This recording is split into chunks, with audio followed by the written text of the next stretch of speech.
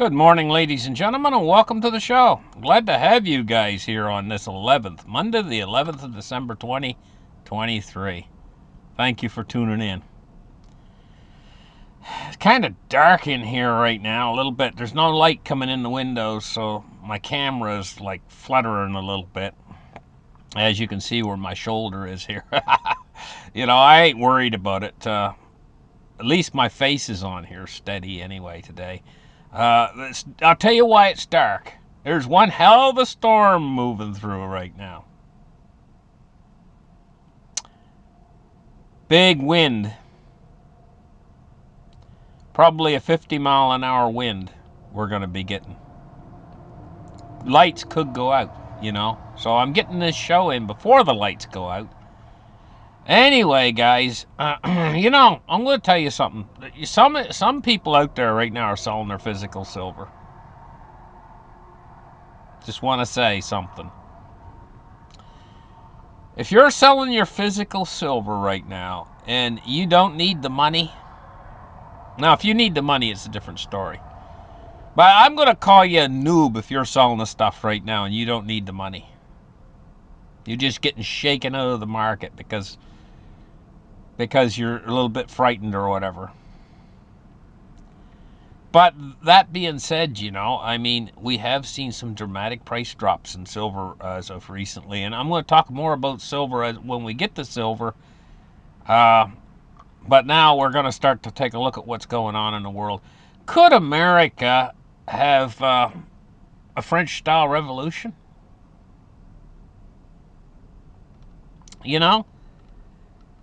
I'm going to tell you what. I did some shows recently about what I call a human stampede, when the people get frightened. The people are capable of almost anything when they get frightened. But they're talking in this article about extremes in inequality undermine stability. And also, they're talking here, they're saying another common factor driving the masses to revolt is when the essentials of life are no longer affordable or available in sufficient quantities. It says historian David Hackett Fisher has documented the perilous impact of inflation, the collapse of purchasing power and wages. And another potentially explosive factor, reading here, is the supreme confidence of the wealthy elites that the system that they rule how it could ever turn against them or crumble beneath their feet. They just can't conceive of that. And that's another form of normalcy bias. That a lot of people have normalcy bias.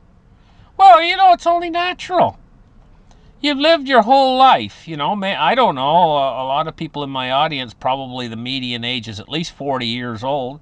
You've lived your whole life and you've never really seen anything other than the normal continue on day after day, month after month, week after week, year after year. Why should you expect something totally different?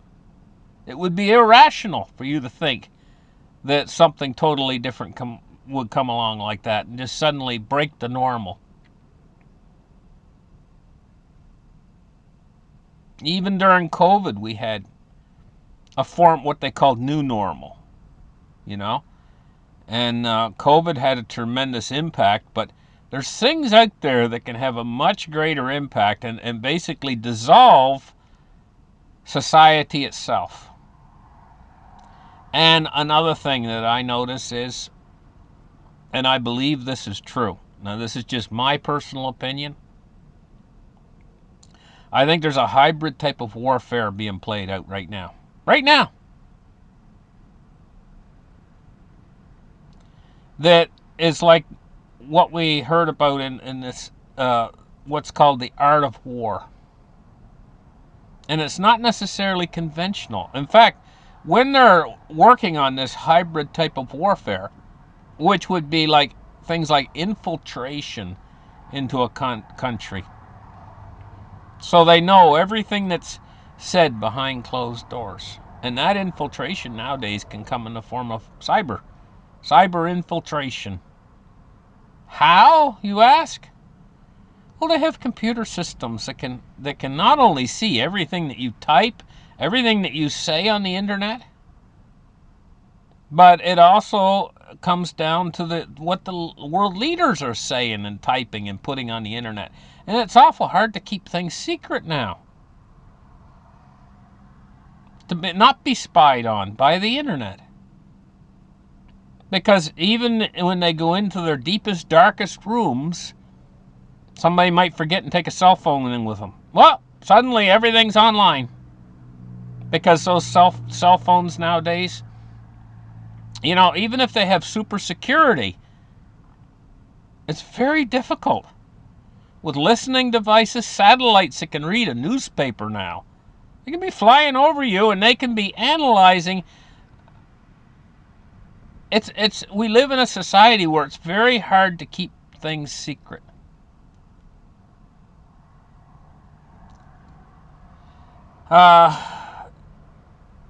It says combining all these factors and the result is a potentially volatile mixture awaiting a catalyst. So what is this volatile mixture? Well, it's getting increasingly worse. There's a disparity between people on Earth right now, between the people in charge, the rich people, and the people in charge who are moving up higher and higher on their feeding scale. In other words, they're like it's kind of like a big pond of an ocean or something, and you get these enormously big fish who are eating all the small fish. They're gobbling them up. They're gobbling us up. The middle class is disappearing. And we're getting two classes here. The ultra poor, who's totally dependent upon the system, and the ultra rich. Where's the working class in between who supports the whole thing? They're disappearing. They're being destroyed by economic policy coming down from on high, the Fed. Oh my gosh. Anyway, we got to move on here. We got a lot to talk about. Israel claims progress against Hamas as humanitarian crisis worsens. Israel says it's tightened its grip on Hamas strongholds across Gaza. Heavy airstrikes and ground fighting overnight on Sunday as its forces raced to deliver a decisive blow to the militant group before the international outrage over civilian deaths and humanitarian collapse compels it to ease its attacks. And that's according to the Washington Post. Now we're going to move on and take a look. The United States warplane crashes into the sea off South Korea. And they're saying, question mark, North Korean strike or an accident. I'm going to go with accident. And I don't even know why they imply that it's a North Korean strike, because I really don't think it was. I guess the pilot had to bail. And it's very tough on these pilots when they bail. They have to push a button in the cockpit. And they're actually sitting on top of a gigantic explosion when they push that button. And they feel G-forces I think it's like 9 Gs when that thing blows up underneath them and it sends them hurling up into the air, and then a parachute pops out. And the whole seat and all comes down slowly because of the parachute. But that's very extremely hard on the body when they have to do that. It can crush vertebrae and everything. It's very, very, very desperate. It's a last course maneuver to save your life for a pilot. So I don't think that this plane that crashed was attacked by the North Koreans. I don't think so. But you never know in this kind of situation. But, I don't think it was. Now, the U.S. blocks a resolution calling for an immediate ceasefire in Gaza. So they want to finish what they're doing. Israel wants to finish what they're doing. And this ceasefire would have stopped them. So the United States put a block in there. And they blocked it, the UN resolution. Now, Argentina's newly elected president, you ever heard of this guy? They call him the Argentinian Trump. Javier Milei. He's talked to supporters about the failing economy, and he's looking for alternatives. And there he is, right there. He's getting elected in as the big chief honcho in Argentina. He's going to try to turn their economy around. It says that Argentina's newly elected president, Javier Milei, a self-described anarcho-capitalist whose sensational rhetoric drew comparison to U.S. former President Donald Trump, was sworn into office on Sunday. During his inaugural address, Milei reportedly spoke about the nation's economic emergency and sought to prepare the public for a major adjustment to public spending cuts. He says, "We don't have alternatives, and we don't have time," he says. "We don't have a margin for sterile discussion. Our country demands action, immediate action."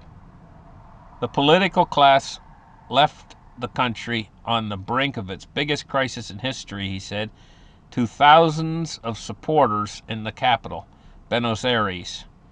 According to the Associated Press, "We don't desire the hard decisions that will be needed to make in coming weeks, but lament that they didn't leave us any option." So, evidently, he's going to go with the United States dollar. His policies, if I was him, I don't know. I would go, if I was him, I'd go gold. I'll tell you what I'd do in Argentina if I was him right now. I start minting these little tiny gold coins. It'd just be 10 of them. Take 10 of them to make it would take like 10. They'd be such tiny little gold coins. It'd take like 10 of them, and it wouldn't have to have much of a wallet to carry them. And silver coins too, little tiny silver coins, and make them so that they have different denominations, and have that as the Argentine. Go with gold.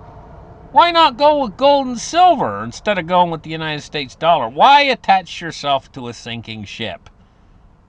Albeit it is very slowly sinking, but at a certain point, with a sinking ship, at a certain point they flip upside down and they go down really fast. At a certain point. Well, the United States hasn't flipped upside down. It's not sinking really fast just yet, but it's been slowly sinking. It's actually got to the point now where it's starting to list.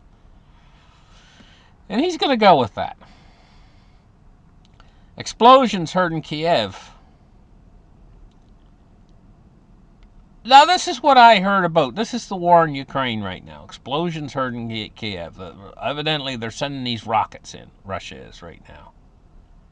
And in Kiev, they're saying, okay, we're stopping all of them. But I don't know about that, if they're stopping all of them. I see a lot of blown up buildings. I see an awful lot of people that their houses and stuff are just flat to the ground. But at the same time, Russia is gearing up. From what I heard is they're preparing for some sort of a really big thing in the spring. They were on the defensive, Russia was. And Ukraine was on the offensive there. Like a few months back, The whole perspective is going to change, I think, in the spring. And Russia's planning enormous bombing campaigns. They're gonna do exactly what I think from what I heard they're planning, and I don't know if this is absolute truth or not. I mean, but it's what I've heard. That they're planning on using just conventional. They're refixing some sort of gravity bombs, like they're re-outfitting them so that they'll work more in the modern theater. And these enormous gravity bombs that they have, and they're going to just basically, I guess their plan is to just kind of flatten Ukraine come spring, the same way that Germany was flattened in the end of World War II when the Allied forces flew over Germany and just bombed them to obliteration. And I guess that's what they got coming. But at the same time, what you got is, you notice that most of the army in Ukraine right now are old men. And think about this for a minute. They're fighting in the winter when it's just so bitter cold out there, and mud and ice everywhere, and old men with arthritis in their joints. Seriously, this is very, very painful situation for them. You know, a horrible, horrible situation. But that's who's holding down the fort. They said, I think they said the average age is 40 or higher. You know, and I mean, yeah, 40-year-old man's not that old, but if that's your average age, that means there's a lot of guys out there that are in their 60s, maybe even 70s, to bring that age up. You know? So if you got an average age of 20, say, as your average age, you'll have guys that are in their 30s and 40s. If you got 20-year-olds, if the average age is 20, and their average age is like 40. Now, this is something. This Russian opposition leader, he is missing from prison. They had him in a top security prison in Russia. How in the heck did he get out? There's something curious about this. Says lawmakers. Alexei Navalny said Monday that they have lost contact with the jailed Russian opposition leader, who was believed to be imprisoned in a penal colony about 150 miles east of Moscow, and his whereabouts are unknown. He's sentenced to 19 years in prison. They found him guilty of creating an extremist community, and extremist activities, and numerous other crimes. He's in a maximum security facility. Something is weird about this. How do you escape in a maximum security in Russia? I don't know. Unless you have help or something. Now, here it is. Here's at the border. And just look at it. And this article comes from the New York Times. What they're talking about here is the borders are not functioning normally. But in this not functioning normally, they're hurting other people who just use these nearby border crossings. It says, I'll read a little bit. It says, like many people in the tiny town of Y, Arizona, Stephanie Fierro's life revolves around the nearby border crossing. She works at a roadside cafe, serving enchiladas to American tourists passing through the area on their way to beach resorts in Mexico. Her husband, a Mexican citizen, lives on the other side. It says that link was severed last week when the United States border officials closed that port of entry in nearby Lukeville, Arizona, to cope with an influx of thousands of migrants who have been camping out in the rugged part of the desert along the border wall. Border officials said they have had to close that port of legal crossings in order to focus all their resources on the surge of unlawful crossings. So what's the result of that? Well, she says, this is what she says, Mrs. Ferrero. She says she's 8 months pregnant with her second child, and she says if the border stays closed, she said she doubts she will be able to see her husband before the due date. And she says that's just wrong. So in other words, in order to focus on this big problem that they're having at the borders, they're closing what their normal duties, like in their normal little border crossings and stuff, to focus on this big problem. And people are suffering because of this. People that honestly shouldn't be suffering are finding it hard, and she's not going to be able to see her husband, and she's 8 months pregnant, and she won't be able to see him before their due date, because they've closed this little border station, evidently, and maybe she's got to get a flight or something, or gosh knows how else she would go. They're just creating hassles for people, you know, by when things are structured properly out there. They don't create hassles for you. Look at all the hassles that they created during COVID. They closed borders left and right during COVID. For what? It never stopped COVID. Everybody in the world got COVID anyway. It's like, okay, there was like 1 million people had COVID in the United States of America. And there was like 1 million people up here in Canada already had COVID. But they shut the border off and relatives couldn't see their loved ones because they closed the border. But there's like 1 million people in the United States already had COVID, and 1 million people in Canada already had COVID, so they are coughing up here, and they were coughing down there, left and right. But the border, they wouldn't let you come through the border because they said COVID, COVID, COVID. It's the stupidest thing there ever was, because I would understand. Yes, I would understand. If there was nobody in the United States that had COVID, and people up here in Canada were coughing with COVID, and they shut the border and wouldn't let Canadians come down, I'd understand. I'd say, hey, you know what? Because they don't have it in America, I can understand them shutting the border off. Or vice versa. Right? Maybe nobody in Canada had COVID and everybody in America had COVID. I can understand the Canadians shutting the border and saying, okay, we don't want Americans because they got COVID. But when both countries are just polluted with COVID and everybody's coughing with it, everybody on the streets coughing with it, and they say, oh, you can't come through the border because of COVID. It does not make sense. It's them and their stupid tyrannical policies. So she's not going to be able to see her husband.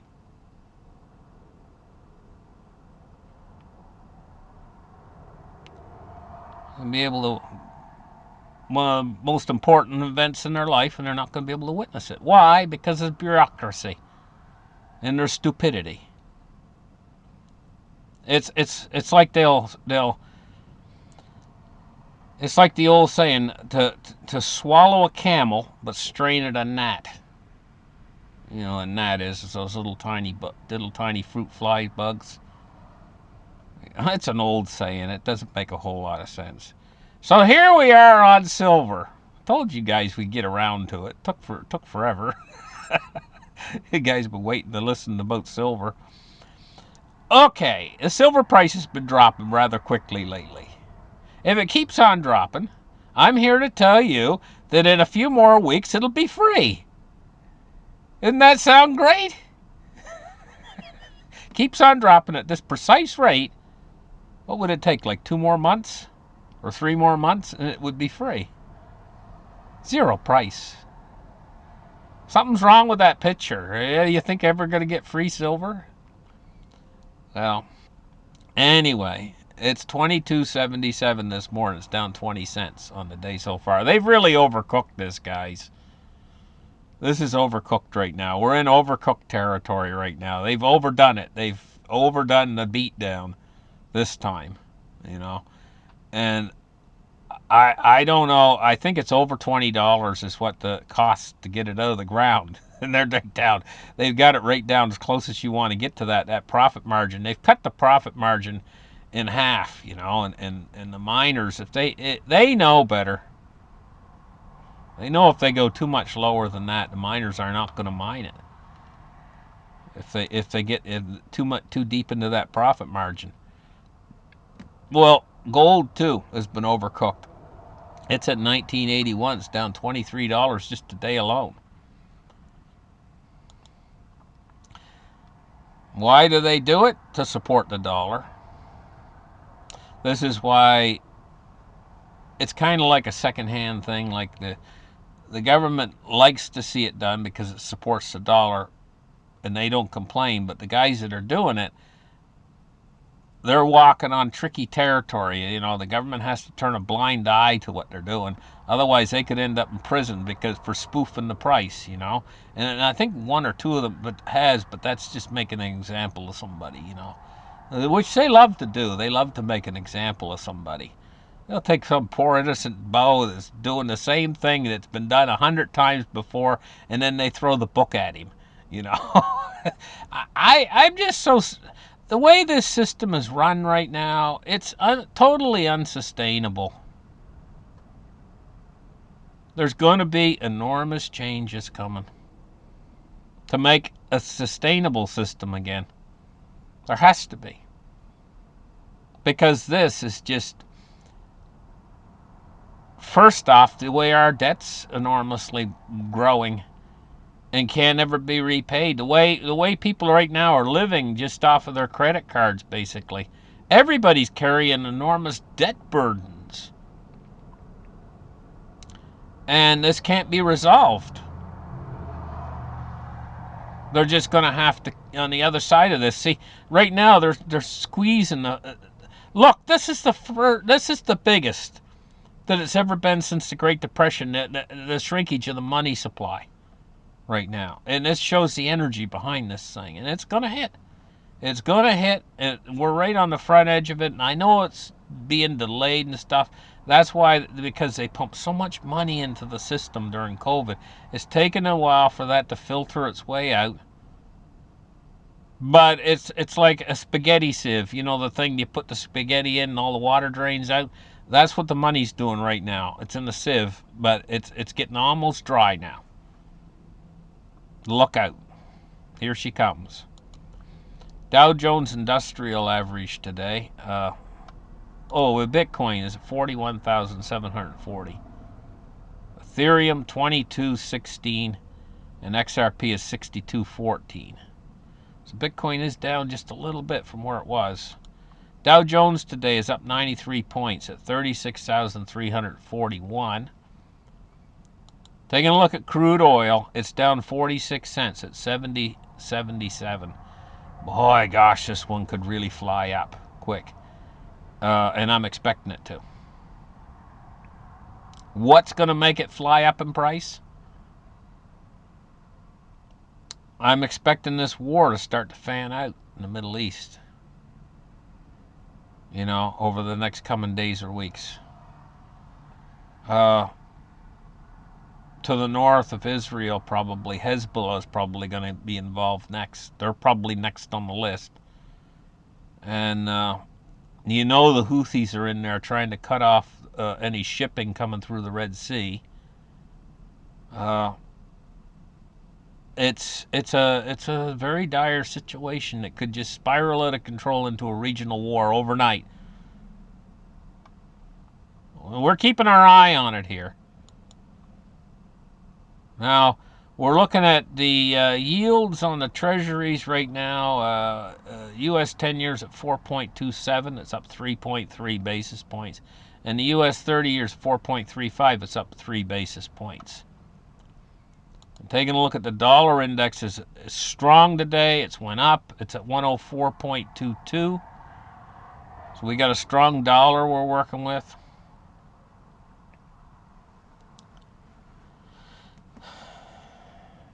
A hybrid warfare. Sun Tzu, The Art of War. Infiltration without blame. Where you can't put... You imagine what they can do in warfare nowadays is they can infiltrate your country. They can launch things like cyber attacks or God knows what. And make it look like it was a terrorist group that did it. And you can't even find a spot to pin blame on. So how do you strike back if you don't even know who did it? Or no group claims responsibility? This is the kind of hybrid warfare we have now. But they can suspect who did it. It's like the situation in around Israel here. There's Iranian proxies, and you can suspect, hey, they did it, but maybe you can't put your finger on it. Now, what about China? In the United States, they want Taiwan and stuff. It's all about taking your enemy, and basically, it works kind of like, what was that martial art they used to have? Was it jiu-jitsu? No, it wasn't jiu-jitsu. It was... can't think of the one. It's all about balance. It's all about throwing your opponent off balance. Using what was it? What was the one that was about that? Wasn't kung fu. It wasn't karate. It was the I'm trying to think of the one that was. Can't think of the name of it. Anyway, it was all about throwing the opponent off, bracing yourself so that you got a very strong stance, and you use leverage in that stance to make it so your opponent falls down. You know, and this is what the hybrid warfare is like. It's like it's not the normal type of attack we're used to, like in World War II, where it's clearly obvious, like in Pearl Harbor when the Japanese came in and they blew up a bunch of ships, and it's obvious those are the Japanese. They're blowing up our ships, and then the next thing is a declaration of war. It's also cut and dry and obvious. Now, what we're dealing with now is a kind of hybrid warfare where it's not obvious. You know, it'd be hard to pin blame even. It's like infiltration and sabotage, and nobody claims responsibility and so on. We seen a lot of this happening during this war over there in Ukraine. I mean, we still don't know who blew up the pipeline, and there's multiple pipelines blowing up. Nobody claims responsibility. And you know what? Look, I started my whole platform on here telling people how vulnerable we've made ourselves. How are we vulnerable? The biggest vulnerability is the internet itself. We've thrown total dependence on the internet. Everything we do is always internet. There's hardly any businesses out there that don't use the internet. There's hardly any transactions that are made that don't use the internet. There's hardly, it's minuscule compared to the amount that do use the internet for everything. So if the internet's gone, it's becoming actually to the point now where it might even be worse than losing the power supply. You don't know what in the hell's going on if the internet's gone. All structure. See, we had a structure in place whereby people would know what's going on because we didn't have any internet. We had to. It was the old adage where necessity is the mother of invention. We had to rely upon something other than the internet because we didn't have the internet. We had newspapers. So you want to find out what's going on? You'd have a little guy out in the road going, daily, read all about it. And he'd have a big sack of newspapers. And you'd say, okay, I want one of those. And you'd read the headlines and find out what's going on in the world from reporters and stuff. How do you stop that? The written page. It's not like the internet. The internet, I know how you stop the internet. You stop the internet, they just throw a big switch and now it's gone. Probably Bill Gates has put a giant switch in the back room of his house there. One of those big pole switches, you know. And he jumps up off the ground and grabs a hold of the switch and pulls it down, clunk. The bar switch is open. Now the internet doesn't work for the whole world. I'm just joking around. But this is the thing. The internet is so vulnerable to everything. You got cables going across the ocean, and if they're cut, the internet goes out. You've got sunspot activity could take. Heck, the internet oftentimes will go down. You don't even know what's causing it. You pull your cell phone out, or you want to go online at home. How many times has this happened to you guys? You want to go online at home, and you go to pull up the internet, and it's down.